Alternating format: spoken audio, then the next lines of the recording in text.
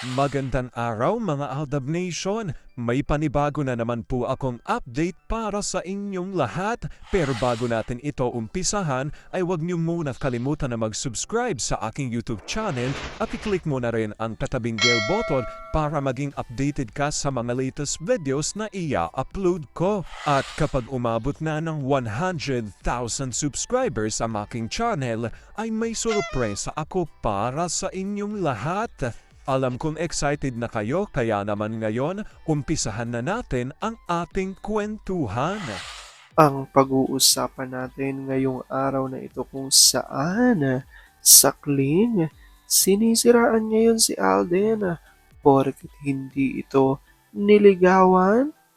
Meng natatawa na nga lang raw sa mga defense mechanism ng mga kalaban porket wala silang napala kay Alden.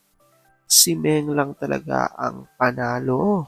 Huwag nang ipilit kung ayaw sa inyo ni Alden. Gaano ito katotoo at may sapat nga bang ebidensya ang makakapagpatunay rito? Pwede na natin nga alamin at pag-uusapan ngayong araw na ito. Pero bago ho yan ay bibitinin ko muna kayo ng kaunting-kaunti lamang kung saan magbasa muna tayo ng mga nakakatuwang post ni My name is Theo01 sa Twitter. Kaya naman huwag na natin patagalin pa sabi niya sa kanyang tweet. Habang naglilingkisan, ba, birthday mo na bukas? Anong wish mo? Good health lang sa ating lahat, lalo na't ikaw at sa mga anak natin. Ang tanda mo na pala, biro lang love, I love you. Sa ating dalawa ay mas mahal kita, mahal kaya kita, panay ka na nga stop na pa. Hindi na kaya tagal mo matapos. Weak. Gamit na gusto mong meron ka. May gusto ka ba? Natatambak lang yan, ma. Ikaw lang sobrang sapat na. Isa lang naman ang pangarap ko lagi ang birthday man o hindi ay makita lang kita at makasama lagi. Okay na ako, ma. Hindi ako mawawala sa'yo. Gusto ko kasi masaya ka lagi. I love you so much. Ako lang ang baby mo. Be feeding pa rin. Love, sleep pang mga bata. Gisingin mo na. Ma naman. O tapos, kung tulog pa sila, baka naman. Hindi ka pa ba nakontento kagabi hanggang madaling araw? Gusto ko lang magkaisa ang mga katawan natin, love. Nababaliw na ata ako sa'yo, ma. Mahilig ka lang. Dali na. Isara mo na ang pinto. Alam kong tuwan-tuwa kayo sa ating binas, pero ngayon ay pag-uusapan na natin ang ating main topic. Oops, wait lang, saglit lang to. May ipapaalala lang ako para sa mga bago pa lang sa aking channel, huwag niyong kalimutan na mag-subscribe sa aking YouTube channel at i-click nyo na rin ang notification bell para lagi kayong updated sa mga latest videos na i-upload ko at para maging parte na rin kayo ng aking Fanatics Channel family. Well, alam pong super excited na kayo sa ating kwentuhan, kaya naman dumako na tayo sa ating main topic.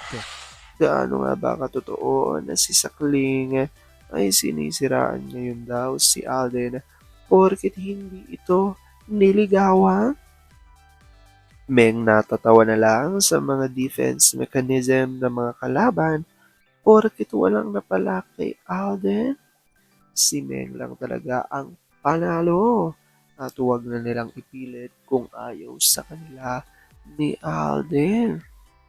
Ano ito, gaano ito katotoo at may sapat nga bang ebidensya ang makakapagpatunay rito? Well, yan ang ating aalamin at pag-uusapan ngayong araw na ito. Pero bago ho yan, alam kong super excited na kayo. Kaya naman wag na natin patagalin pa. Una-una na nga dyan galing sa tweet ni Marino Torrio at Nelly ADN at ayon sa kanila.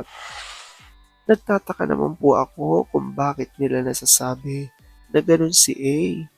Hindi naman nila napatunayan. Mimi mo lang ang magpo-proof dyan. Yung iba naman, busted daw kay daddy mo. Bading? Again? defense mechanism ng mga naunsyame na gustuhin sila ni A. Sorry sila. All eyes si A kay M. Sagot naman ni Larry at Olive Kanayama. Samantalang yung true-blooded, bading from head to foot sa kamara ng Agnacia na nakalambitin sa name ni M, hindi na pag-uusapang malansa. Wala ng prangkisa ang Agnacia, pero may ngipin pa rin ha. Ganon talagang sinasabi ng mga makakate na binaliwala, napapahiya, na hindi niligawan. Ang alibay, hindi siya napansin o magugustuhan dahil bakla. Mas sabi lang ha, si Sak ay hindi nabibig o labi. Bunganga na. Sagot naman ni Funky Tiger at F. Tanko ADN. Ayun naman pala, bakla, sabi ng mga nag-hallucinate. Hindi ba alam ng management niya ng network and others in Philippine showbiz? Bakit patay na patay sila na gusto nilang jowain? Itong mga lulon sa katol na karamihan ng fans ng mga banyaga, tuyot ng utak, wala na sa hulog ang mga dakdak. Baka yung mga nagkakalat na buwisit kapag lumabas ng mga cute na kulit sa himatayin silang lahat at maloka ng tuluyan. Sabi naman ni Pamela Jane Peren. Si A ang hindi tipo ng lalaki na kung saan may poste ay kakanain na lang basta nakapalda yan. Ang gusto na nakapaligid sa kanya na management. Ultimo Big Boss kakanain. Mas gusto pang bansagan na ba din siya kesa kung kani-kanino siya ipapain na babae, tuyot man o bilasa. Sorry, nag-iisang tumitirik mata niyan si M lang. Siya nakakapagpatigas ng katawan niyan. Asawa niya lang. Sagot naman ni Beth Jimenez at Helen Bacho. Sore grapping kasi napahiya ang idol nila. Kaya si A naman ang sisiraan. Sabi nga ni A, hayaan na lang sila kung anong gustong isipin. Hindi niya kailangang patunayan dahil alam ng mga close sa kanya kung sino siya talaga. Ngayon sa politiko naman ikinakabe. Hay nako naman BBC. Baklang issue is an old strategy of Alden's enemy. It does not work against Alden. The truth should come out between your daddy and Mimi to stop this fake news, BBC. Sana'y malapit na ang truth. At ito nga ho, ay nasabi ng ilan sa mga true-blooded Aldam Nation dahil nga ito sa tweet ni Baby Theo at ayon nga sa kanya, porket hindi lang niligawan ni A si Sakang kahit sa isip man lang, pinagkakalat na naman na ba din siya? Diyan talaga napapailing at natatawa si M. Ang kahulugan ba ng bading ay yung halos gabi-gabing sisiri ng asawa? Kahit araw ay walang patawad. Sunod-sunod ang mga anak. At kung pwede lang talaga maya't maya, kung pwede lang talaga.